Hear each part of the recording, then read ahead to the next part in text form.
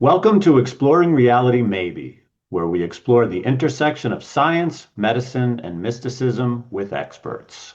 Today, we're joined by Ethan Nadelmann, widely regarded as the leading proponent of drug policy reform, both in the United States and internationally. Rolling Stone's magazine called Ethan the real drug czar for his transformative impact on how America approaches drug policy. Ethan founded and led the Drug Policy Alliance that fundamentally shifted the national conversation around drug policy from criminalization towards public health. His work has directly contributed to cannabis legalization reform, harm reduction programs that have saved countless lives, and criminal justice reform that have reduced mass incarceration.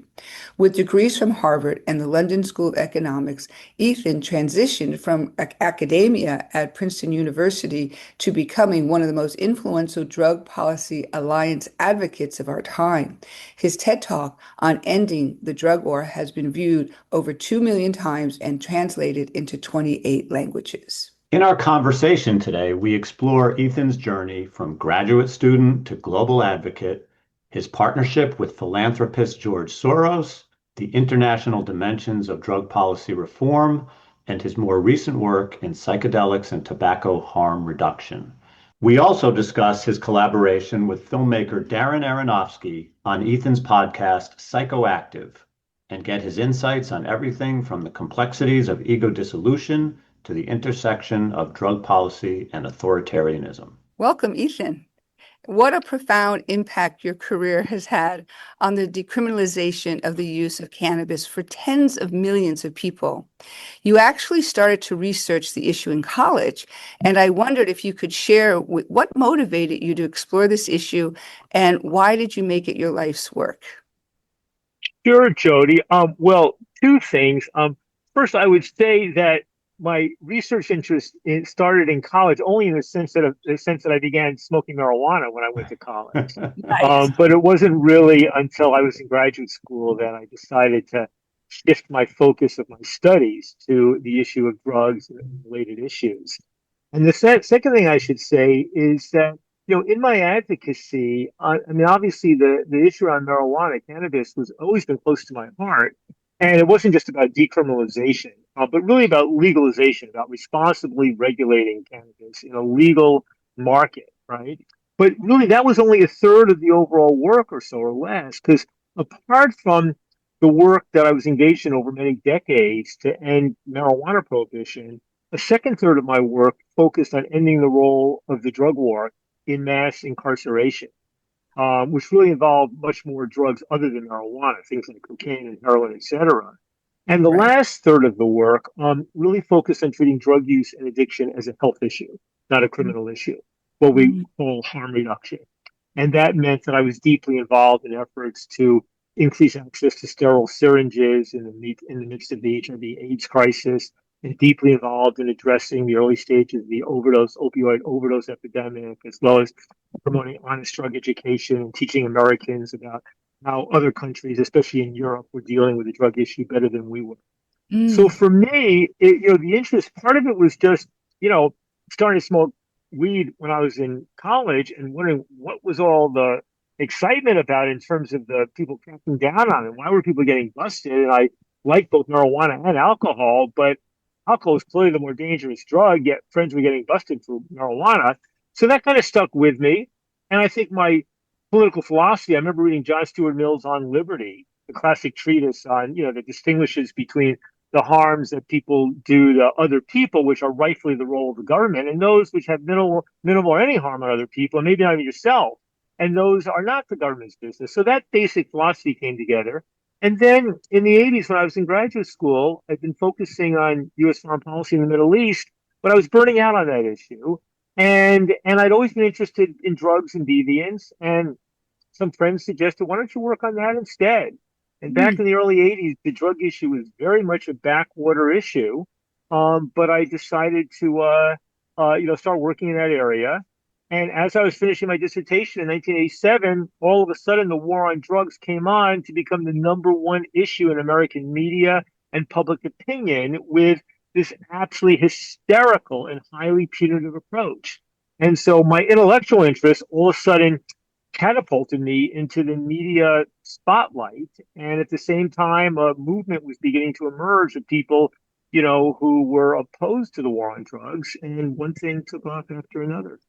I love it. You actually have a right-wing conservative viewpoint being focused on John Stuart Mill. I love it. Well, Drug remember that activist, John Stuart right? Mill was not really he was not really conservative. He was a No, liberal in the classic sense of being right. a liberal, Agreed. right? Agreed. So he's Yes. not necessarily. It's probably still more liberals, quote unquote, in America that will point to him as a role model than are the conservatives. But the conservatives do love him. So yeah. So I Yeah, think well, that's yeah. libertarians do for sure. Libertarians, right? Yeah.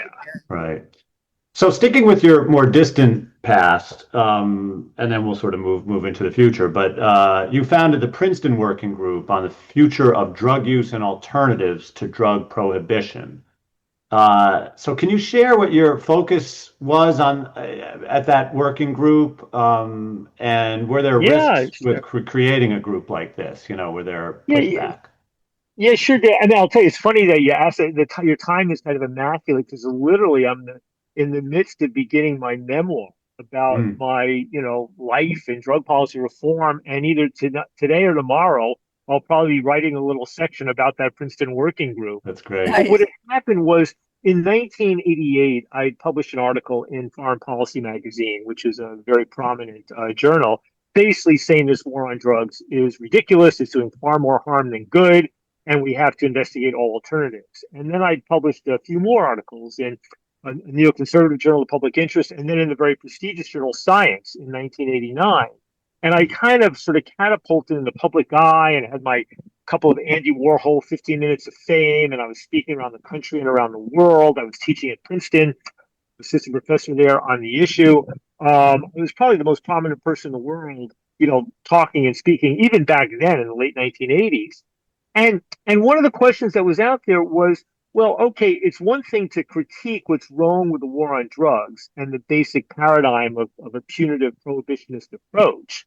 But at the same time, we need to think seriously about what would really be the alternatives, right? And in a way, the historical analogy for me was alcohol prohibition.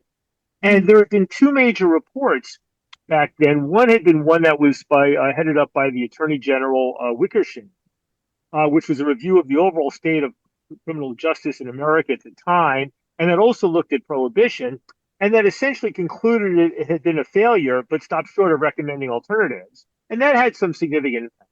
But the other report that came out was one that was commissioned by John D. Rockefeller, who at that time was the wealthiest guy in America. He had been the leading financial supporter of alcohol prohibition and the temperance movement. And then in the early 30s, he had changed his mind, deciding that, what he had long advocated for in the form of prohibition had actually done more harm than good. And that what we needed to do was to create new ways of legally regulating alcohol that were not going to bring us back to the old days of the saloons and all that, but that would be responsible. And he appointed an academic, a guy named Fosdick, who was associated with Columbia, to kind of pull together a report on what would be the ways of regulating alcohol. What was the Swedish model and the Canadian models and this model and that model? And so that idea, that Fosdick Commission, of doing something like what he had done with alcohol in the early 30s, to do that about illicit drugs in the early 90s made sense.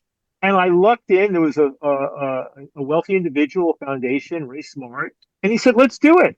And so he gave me a grant, gave Princeton a grant for me to create this working group. Where I did not really worry. There were no risks about the DEA or the cops coming after me, and Princeton seemed perfectly happy for me to be working on this controversial issue. And it was a wonderful thing. I pulled together 18 academics from roughly a dozen disciplines, almost all American, maybe one Australian. Nobody was a libertarian who wanted to legalize all drugs, but they were all critical of the war on drugs. There were sociologists, anthropologists, criminal justice experts. There were, doctors and lawyers and psychopharmacologists, and you name it. The group included Andrew Weil, Mm. who had written some, path-breaking books, the book The Wow. Natural Mind and Yeah. From Mhm. Chocolate to Morphine, about drugs, and a big influence on me. It included Alexander Shulgin, who was kind of the godfather of psychedelic research, and it was just for the first time willing to become a little more public in his criticism of the drug war. It included, Sylvia Law, an NYU law professor who won the MacArthur Genius Award. It included Ken Warner, a very prominent public health specialist who was opposed to um, you know, and who also supported drug reform. It included Stanton Peele, who had written on drug addiction. It included Lester Grinspoon, a Harvard Medical School professor, written about, just a wonderful group of people.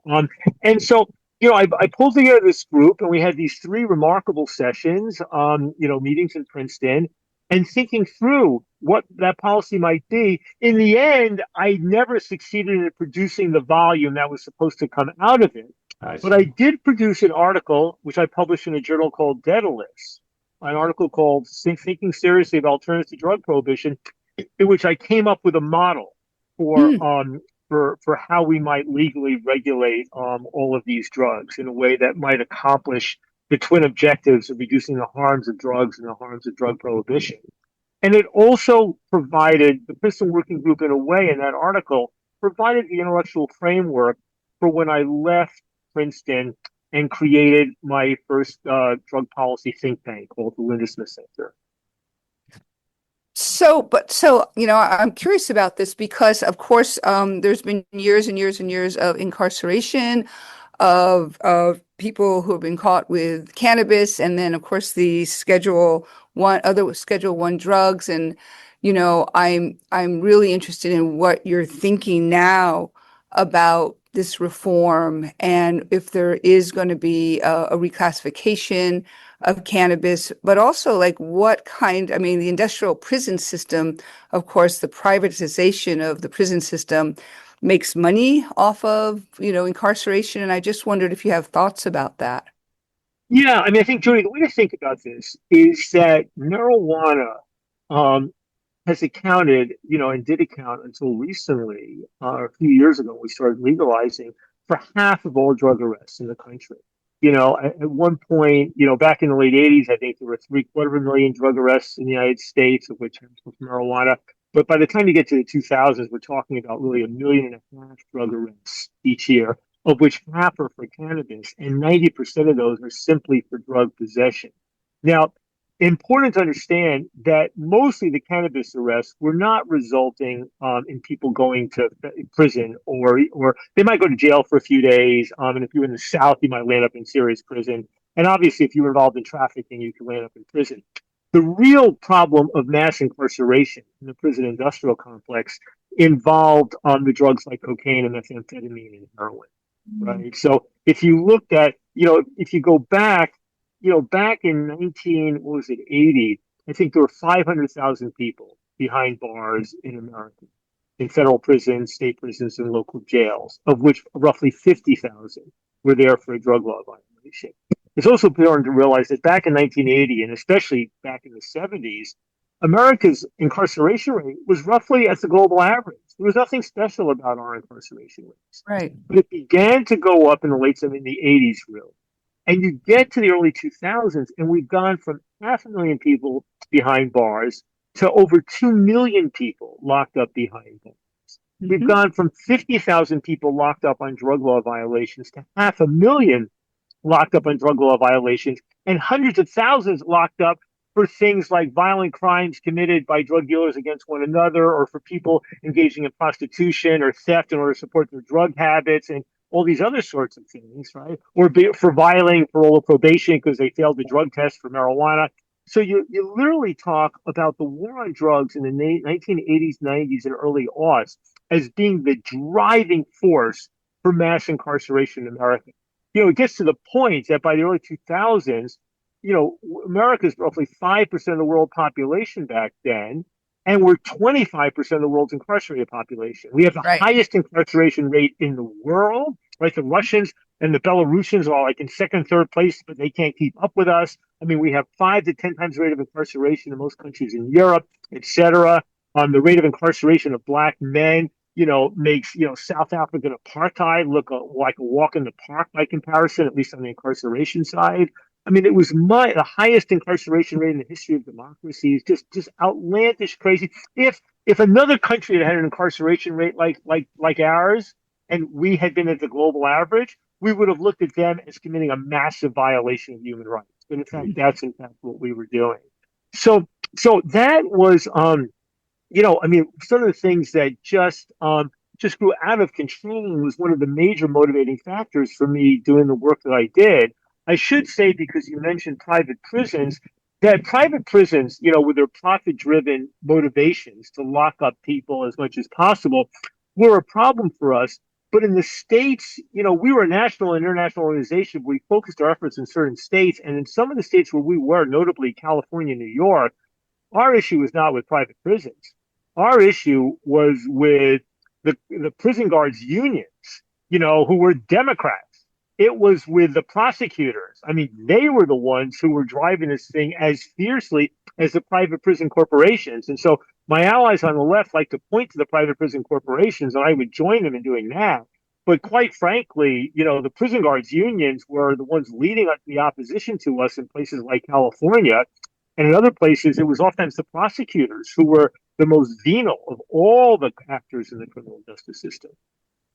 And they were not profit driven at all. That for them was all just about power. Oh, wow. I was going to ask why. Wow. Oh, Yeah. So Ethan, are we now into the Drug Policy Alliance years? Because I want to move into that. I mean, basically, David, what happened essentially was I was teaching at Princeton in '92, and I get a call out of the blue from a guy named George Soros, and he was not yet famous. And we had lunch, we hit it off, and he said, "Well, I'm a busy man, but I like to, but we basically agree on things. I'd like to support you." And so I gave a proposal, and as a result of that, in '94, I left Princeton and became the first of two projects that he was setting up in his new Open Society Institute. And I built that up over 6 years, during which we began to do these ballot initiatives to legalize medical marijuana and to provide treatment instead of incarceration and to roll back these draconian laws around what we call civil asset forfeiture. And then in 2000, I merged my organization, which was called the Lindesmith Center, named after the first prominent academic to challenge conventional thinking about drugs, Alfred Lindesmith. I merged it with a pre-existing organization, Drug Policy Foundation, which had fallen on hard times, and created Drug Policy Alliance. So in a way, when I think about it, I basically, my shift from academia happened in 1994, and then I ran first Lindesmith Center and then Drug Policy Alliance until 2017, so for 23 years. and so I know that the General Secretary of the UN, you published a 2-page letter, an open letter on the global war on drugs, and the General Secretary Kofi Annan said to initiate a truly open and honest dialogue regarding the future of global drug control policies, one in which fear, prejudice, punitive prohibitions yield to common sense, science, public health, and human rights. And I was just wondering, your work with the UN, your work more internationally through the Drug Policy Alliance, how did you move that conversation forward? Well, Joanne, I love that you brought up that 1998 public letter to Kofi Annan, who's the Secretary General of the UN. That was a time when the print editions of something like the New York Times were still important, and we bought a 2-page, ad, and by some gift, we landed up with a centerfold. At the same time that the United Nations was convening its first major gathering on the drug issue in New York, the General Assembly Special Session on Drugs. And this was a point, we'd already won a few ballot initiatives on medical marijuana. We were beginning as a reform movement to have a little bit of influence, but we were still pretty tiny. And what happened was when we published that ad, where I drafted that list, we'd secured signatures from a remarkable array of people around the world, including, former presidents, a former UN Secretary General, major sports figures and business figures, and intellectuals, Nobel Prize winners. I mean, and it was the other side, the drug war side did not see it coming. And in a way, I felt almost like we were like this, like somebody who'd just been promoted from the minor leagues into the major leagues as a utility infielder, and all of a sudden we hit this grand slam home run. I mean, it hit the front pages of media in at least a dozen countries, got global news coverage. When the U.S. drug czar had a press conference, he was just peppered with questions about it. I heard privately that Kofi Annan had been impressed with the wording of the letter. It was always very important to me to get the phrase drug prohibition into anything I wrote. And it was not just about the war on drugs, but the basic framework of prohibition, and to put into people's minds the analogy to alcohol prohibition. And so, Yeah. in a way, it was this huge shot, but we were still such a young movement, and I was so inexperienced that our capacity to follow up on it at the time Mm. was really very limited. But I will tell you, one of the nice things that happened some years later, about 15 years later, I was involved in the creation of a global commission on drug policy, which had Mm. a number of former presidents and others as its members, from Colombia, Brazil, Europe, etc. And Kofi Annan joined the commission and became one of its most prominent members. And I had the opportunity then of meeting him and introducing myself as that author of that letter, which he vividly remembered. And then he became very publicly identified with drug policy reform. He helped initiate a West African Commission on Drug Policy Reform. And I was never sure about how much my letter of 1998 played some role in getting him thinking about all that. Yeah, no, that's wonderful. That's really wonderful. So, all right, so you're now becoming defined by drug, drug prohibition, drug policy. This is now sort of defining, I guess, the arc of your career. Did you ever have any concerns that this would, this would sort of negatively affect your reputation or limit your ability to create impact in areas that were less controversial? Did you have any concerns around this time that, this was not the direction, you wanted to be going in? I mean, dear, I'll tell you, as long as while I was at Princeton and focusing on getting tenure, and I had the university was generally supportive of my advocacy and my very public role. But the people who were going to decide about tenure for me were saying, Ethan, all this drug policy stuff is a distraction. My academic research had been on the That's internationalization of crime and law that's enforcement, and they were exactly what I saying, was wondering. you know, Yeah, yeah. published there. And I have to say, I made an effort to do what I could in that area, but I really cared relatively little about making a contribution to the discipline of American political science compared to making a contribution to transforming U.S. and global public policy in the area of drugs. And so, fortunately, when I got the call for Soros, it enabled me to withdraw from consideration for tenure, which I probably would not have gotten. And if, in fact, I had gotten tenure at Princeton, I think in retrospect, it would have been the golden handcuff, because it would have meant I would have had to spend half my life teaching and doing all the university responsibilities, as well as instead of being 150, 100, 200% engaged in building this movement to end the war on drugs. So I want to ask though that now in terms of international law, like I had conversation with Kasha from the Soros organization on working in Colombia and other parts of the world on funding, an alternative funding for like the cocaine industry, the agricultural incentives to grow coke plants, and I wondered what your insight is to sort of like the international movement to come up with alternative sources of income for countries that grow or supply drugs into the Yeah, U.S. and that yeah, whole issue. well, I'll tell you. I've been deeply involved in the international side. And Colombia, bizarrely, is the place where I've been most sort of personally connected to the political elites. I mean, going back to the 1980s, I've known probably most of the former Colombian presidents and many of the top ministers and the heads of major publications. I've been down there a dozen times, speaking and debating, including quite recently. Um, but what I'll tell you about this is that when people suggest that money be invested in order to get the farmers and the peasants to grow something other than coca for cocaine or opium for heroin or cannabis or what have you, I tell them that if they want to invest in agricultural development in Latin America for its own sake to help people down there, God bless them. But if they think it's going to have the slightest impact on reducing the amount of these drugs coming to the United States around the world, they're on a fool's errand. Because essentially, we're talking about global commodities markets. That the global commodities markets in in marijuana, cocaine, heroin, methamphetamine, and other types of illicit drugs, they're essentially the same in most respects as coffee, tea, sugar, precious metals, other food products.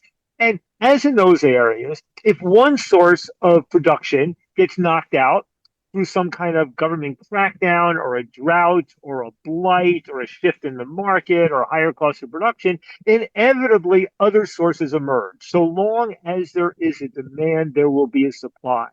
So the notion that somehow we could pay farmers to grow something other than coca or cocaine, like macadamia nuts or this, or what all the harebrained schemes that people came up with, and billions of dollars were spent on this, sure, but inevitably, what's going to happen was other farmers would just start growing, or the same farmers you were paying to grow legal crops would, meanwhile, as some insurance, grow these illegal crops as to make sure they had some revenue when the whole legal market collapsed or what have you. So there really is no way to address the drug abuse problem in the U.S. or really anywhere else by focusing on the source, what's called source control. And nor is there any real way to deal with, the interdiction, seizing traffickers and the drugs on the high seas or at the borders. It's why, for example, President Trump's recent crackdown on fentanyl, his threats against Mexico, and the murder of those suspected drug smugglers a few days ago, coming out of Venezuela. That all of that has nothing to do with dealing with the drug abuse problem in the U.S. because inevitably other sources, other supplies will emerge, and oftentimes there's a perverse effect, which is when you crack down, for example, on marijuana, what happens is you give an incentive for the drug traffickers to switch to cocaine. Just like 100 years ago when there was a crackdown on opium, they shifted to heroin. During alcohol prohibition, there was a shift from beer to hard liquor because the gangsters didn't want to carry something on their trucks that was 94% water and 6% booze. They wanted something that was 94% alcohol, and you know what I mean.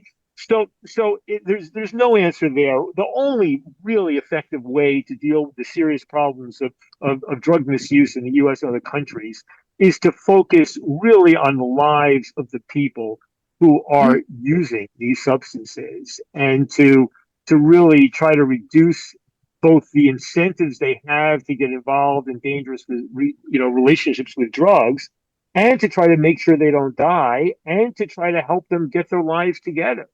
And that's the essence of what's called the harm reduction approach, which is that drug use is always going to be with us. How do we reduce the risks and negative consequences of drug use, even by and among people who are unable or willing to stop using drugs today? That was what needle exchange programs were about. That's what naloxone for overdose is about. That's what all these other things are about. Mm. And I think the real mental health movement that's happening now is all about that.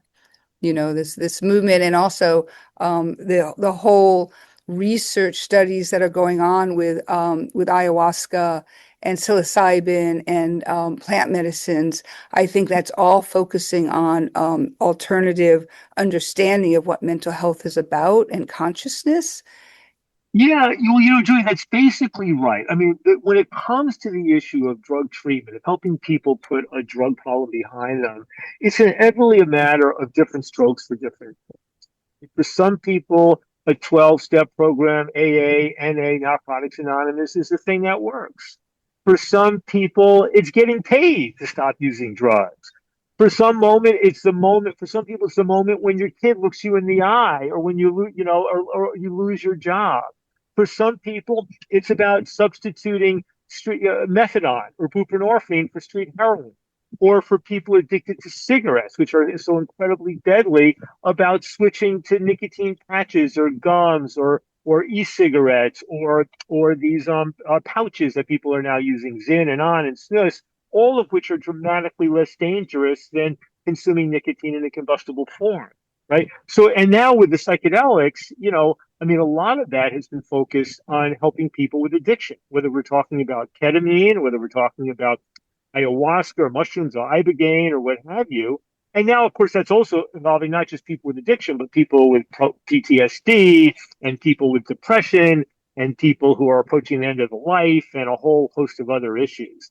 I should say that there still remains within the fields of mental health and psychiatry and psychology and what have you, some emotional ideological attachment to abstinence being the only real way to be.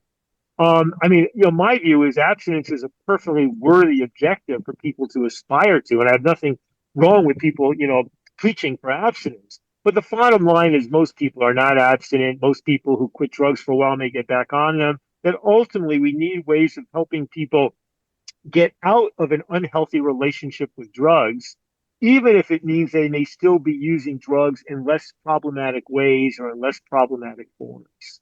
So Ethan, sticking with psychedelics for a moment, setting aside the therapeutic, component, the pharma and the therapeutic component, if you had to read the ayahuasca tea leaves, so to speak, what are your views and thoughts about the future and potential legalization? Do you think that's something that's likely to happen or no? Well, yeah, it is. I mean, look, we and by legalization, remember, legalization means so many things. To some people, it means a Right. free market. To some people, it means like something equivalent to how we deal with alcohol and cigarettes, or now cannabis in the United States and some other countries. To other people, it means a regulated system that may not involve over-the-counter access, but involves relatively easy access, maybe with a doctor or a health professional. So the fact that you now have three states, Oregon and Colorado, that have essentially legalized access, not over the counter, but legalized access to either mushrooms or other psychedelics, and now New Mexico, which recently did the same thing through the legislative process rather than a ballot initiative, I think we're going to see more and more of that in the United States and around the world. I think, remember, there's two basic strands that are going on in this world. One is the one that's happening on the scientific research, medical, FDA, and its European equivalent front, which is essentially doing the research studies on things like psilocybin, on mescaline, on LSD, on ibogaine, and or creating substances that are like them or resemble them, but which may have less psychoactive effect or less potential problematic effects on the body, and trying to get those things legalized so that in most cases for-profit companies will be able to sell them and doctors will be able to prescribe them. Then there's a second track, which is what Oregon and Colorado and New Mexico have done, which other states are going to do, which essentially is both decriminalizing, not legalizing, but decriminalizing, removing criminal penalties from possession of these substances, typically in their natural forms, their plant forms, not powdered Right. psilocybin, Right. but mushrooms, not powdered mescaline, but San Pedro, not powdered ibogaine, but the iboga from West Africa, and basically saying that we're not going to punish people anymore for possessing them. We're not going to allow these substances to be sold over the counter, but we are going to set up or allow the creation of different types of clinics where people who have gotten some training, they need not be MDs, will be allowed to kind of, help people, administer people, and not Hmm. just to cure disease or cure illnesses, but even for wellness and well-being. Well-being. Right. Right. Yeah, and I think that both these strands are going to continue to develop both in the United States and around other parts of the rest of the world. Yeah, really, really, really interesting. All right, before moving to, we have one last question for you that we like to ask all our guests. But before moving to that, before we started the interview, you told us about a famous connection you had with a famous movie director. Tell us a little bit Oh, about your work with Darren Aronofsky and sort of what that was yeah. all about. Yeah, it's Well, fascinating. I'll tell you, David, when I stepped down from running Drug Policy Alliance in 2017, 8 years ago, the first thing I was kind of interested in doing was a podcast because I didn't want to work hard anymore. I didn't want to Hmm. have to be someplace every Tuesday or Thursday, which would be the case if I was either teaching at a university or doing a radio show or something like that. A podcast seemed perfect. But the right opportunity did not emerge. And then out of the blue, I think it was in 2019, I don't know if the pandemic had already started. I got an email from Darren Aronofsky, the well-known movie director. He and I had met 20 odd years ago when a fellow named Ganga White, living in California, introduced both him and I on separate occasions to ayahuasca and encouraged the two of us to meet back in New York, where we both live. And so Darren and I and Darren's partner and his work partner Ari Handel, we got together, and so I stayed in touch with Darren over the years, and he would occasionally show up at Drug Policy Alliance events and be supportive. And then he reached out to me in 2019 saying, "Hey, Ethan, you want to do a podcast on psychedelics?" And I say, "No, I don't want to do one on all drugs." And he said, "Well, let's do it. I have a new arrangement with iHeart. This is a trial for me. I've never done a podcast before, but and so it was a wonderful thing, David, where I had the opportunity for 2 years. We did 80 episodes in 80 weeks. The podcast is called Psychoactive. It's still available on all the various channels. And I just, it gave me an opportunity to start reading again, to interview tons of activists and historians and politicians and you name it about every aspect, including not just marijuana, cocaine, and psychedelics and heroin and opioids, but even khat and kava and alcohol and cigarettes and nicotine. I mean, you name it, because I really am interested intellectually and in many cases personally in all of these substances. So it was a blast. And I'll tell you now that I stepped aside. I'm working on a book, on a memoir about my life, but I'm hoping that once I complete that, maybe I'll go back and get that podcast Psychoactive up and going again. Love it. Love it. Well, we're loving our podcast. It's just super fun and interesting to meet extraordinary people like you. And your podcast is fantastic. So, we're counting on you starting it again. Ethan, we always ask our guests at the end of our conversation about the ego, because exploring reality maybe is all about what is reality, how do we create life, and what is the mind, intellect, and ego. And of course, drugs interact with our mind, intellect, and ego. And so we wonder if you had just any thoughts on the ego and your journey, what was your personal experience as it relates to it and what you would like to say about it. Yeah, well, I mean, Julia, ego has got so many meanings, of course, right? It's some people use psychedelics, and say, especially if you're doing it in a very powerful way, doing a heroic dose of LSD or trying, 5-MeO-DMT, which is the core of the quote unquote toad medicine. People engage in what's called ego dissolution, which can be very scary and dangerous, but for some people also really just eye-opening and transformative. Now, I have to admit, I don't think I've ever happened. It's never happened for me, that ego dissolution, even at very high doses with mushrooms and such. I guess I've always been very grounded. I can take really huge doses of psilocybin mushrooms, and it's incredibly powerful. But not in that sense of ego dissolution. I think that what it is that they can be incredibly valuable in a kind of self-critical way. Whether one's working with a guide or a therapist, or even sometimes in their own right. At the same time, especially with psychedelics, there's that flip side, which is that they can also sometimes promote feelings of megalomania in some people. I generally think that psychedelics, all things considered, are going to be a force for good because of the positive and therapeutic effects they have, in the ways in which they cause people to feel enlightened and open up new brain waves and new ways of thinking. But I'm also fully aware that there are both situations and people where these things can be used, for evil and for bad.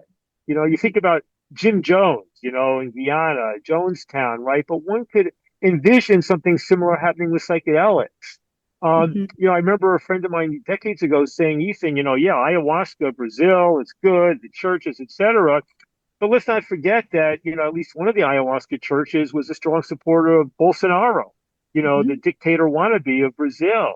And as his friend also explained to me, that in the old days of the Brazilian dictatorship back in the 60s, that you had people who worked in the security services whose job was to torture and kill people who were suspected communists, and then go back home at the end of the day to their wife and their kids and be normal human beings. And for them, their ayahuasca ceremonies were about bolstering them in their fight against communism and the need to do horrific things to people they suspected of being on the wrong side of the political divide.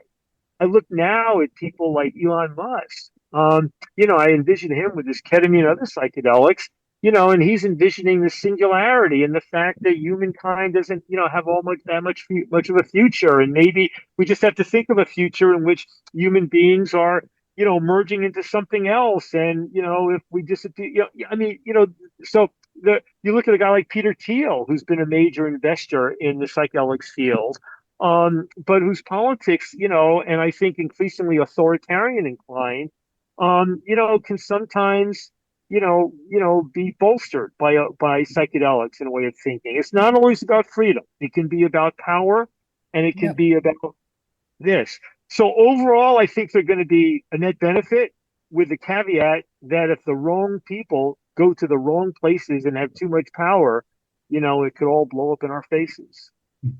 Oh my God, I worry about that all the time, and I think about some of the old ancient non or tantric or non-dual practices like Kashmir Shaivism, where the ego drops away, but and the subject-object experience dissolves, but it's through an ongoing practice. It's through an ongoing mastery, I guess, of the quieting of the mind, intellect, and ego. So that disillusionment can happen with taking drugs or plant medicines, but it is also 5,000 years of history in great books like the Shiva Sutras and the Tantra Lokas about how to quiet or dissolve the mind, intellect, and ego without plant medicine, but just with the firm hold on the space in between. And so I think that's really important for our listeners to know that there's other ways to dissolve the ego without plant medicine. Mm-hmm. Mm-hmm. I think that's right. The point that was made by Andy Weil and others, which is that there is no state of consciousness that one attains with psychedelics that one cannot attain without the use of psychedelics, through fasting and meditation and breathing and what have you. And that the thing about psychedelics is that they are, for better and worse, the fast and quick, and not in some respects easy way to attain this, which makes Yeah, it much more accessible to a much greater number of people. But in point of fact, they are not the only. yeah, yeah. So now, besides this amazing memoir, which I cannot wait to read, like, is there something else you'd like to share about what you're sort of excited about next? Or are you just sort of in the moment with the work of your memoir and things are unfolding? Is there anything else you'd like to share with us right now? Well, I guess I would just say two things to that, Jody. One is that the issue that most excited me once I stepped down from drug policy alliance was the growing debate over tobacco harm reduction and nicotine vaping, especially. And it was one of these issues that reminded me of how I first got involved in drug policy reform back in the 1980s, which was, here you had, the public, the politicians, the media, all pushing for the war on drugs, supporting it in total opposition to what the science and the evidence and basic human rights was telling you. But all the evidence was going the other way. It said that we should have a very different drug policy in which the criminal justice system was at the edges of drug policy, and we should be dealing with this in other ways. And what I found in the issue of tobacco and nicotine was that, over the last decade or so, there's been the emergence of all these means, e-cigarettes and these snuses and pouches, that are ways of consuming nicotine without the smoke. The fact that the vast majority of the harm with cigarettes is not about the nicotine. The nicotine's what hooks you, but it's the smoke, the tars, those chemicals that is what makes it so deadly, carcinogenic, and damaging to your heart and everything else. And so when young people all of a sudden started juuling and vaping, and you saw people flipping out over their kids vaping, and the parents didn't know what it was, and yeah, it was understandable that parents would be concerned about this, especially if the kids were getting addicted to it.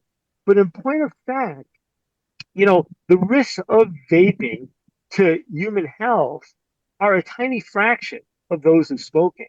And Hmm. meanwhile, the evidence was emerging that for people who wanted to quit smoking but couldn't, that switching to vaping or these gums, these pouches, was more effective than almost anything else in getting people to stop smoking.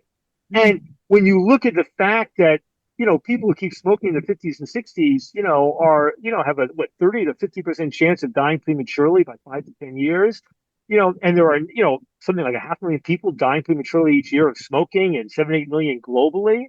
It made me think that the proper approach would be to do everything possible to get people to switch. And that if the risk was that some young people were going to be more likely to vape, let's do what we can to stop that. But that shouldn't stop doing it. And then to see the government become so deeply involved in blocking this information and in trying to argue again, not just the government, the World Health Organization, Michael Bloomberg, one of the greatest philanthropists who had done a lot to discourage smoking, but switched to being an anti-vaping funder. And then to see my fellow liberal Democrats, and progressives actually leading this charge rather than it being the right wingers. Some of the right wingers were on board as well. So that was an issue I became passionate about, and not to the point of wanting to work hard again and build an organization, although people encouraged me to do so. So that was a major thing. And I think the second thing I say is, obviously, like so many of us, the rise of Trumpism and of the growing, movement towards authoritarianism and of a new variant of kind of fascism in a way, both in our country and in others. That is just to me, if I was getting going as an activist today, that's what I'd be focusing on. And as somebody, who was an academic and who studied Nazism and fascism in the 20s and 30s, and my dad, as a child fled Berlin and all of this, it seems like we're repeating so many of the mistakes of history in a way, in a somewhat different form. But I think that's what I just can't, I'm living, my personal life is remarkable, but looking at the broader state of the world is what causes me despair. And how this gets better. You're interviewing me here on the day after the assassination of Charlie Kirk, that right-wing, leader. Yeah. And, but, the interesting thing about Kirk was that, he was a person who was committed to public discourse and to public debate. He was out there. When Gavin Newsom started his podcast, Charlie Kirk was the first person he interviewed, right? And the fact that you have people who either want to, cheer this assassination, or people on the right who want to use it as an opportunity for political violence, or in Trump's case, for, an increasingly authoritarian use of his powers. That's what, no shock in all of that. Well, Ethan, if you have any ideas for the secret sauce as to how to combat this, I would certainly be all ears. You can come back and give us the formula. I'll tell you, Dave, because in some respects, I look back at the mentality of the war on drugs in the 80s and 90s, and so much of it resembles a kind of, almost feels like a precursor to what's happening with Trumpism now. Interesting. The rejection of science, the pervasive use of authoritarian powers and police, on the kind of disregard for honest and thorough debate, on the willingness to demonize other human beings. There's a lot about that. It really felt like a bit of a microcosm for what we're now dealing with. So that's part of what's driving me in writing this memoir, is that whether things that we learned or that we did that might contain the seeds of advice or guidance or models for how to deal with this much greater threat that's going on today. Well, that's wonderful. We will eagerly await its publication. So, Ethan, thank you so much for joining us today. We really appreciate your time. It's my pleasure. Man, you're a voice of our generation, Ethan. Thank you. Thank you. Well, thank you, Jody. And it's a pleasure to be doing this interview from Cortes Island in British Columbia, which just feels so delightful and free in the midst of all of this. So take care. Thanks for having me on. Thank you so much. Bye-bye.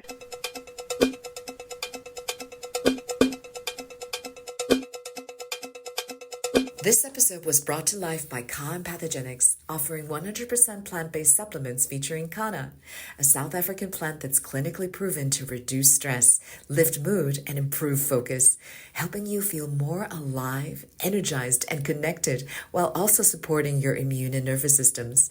Kana is safe, legal, non-addictive, and life-changing. Try Kakana Chews or Tincture to feel calm and alive from head to heart. Go to ohmyka.com and get 10% off with code REALITYMAYBE at checkout. That's ohmyka.com.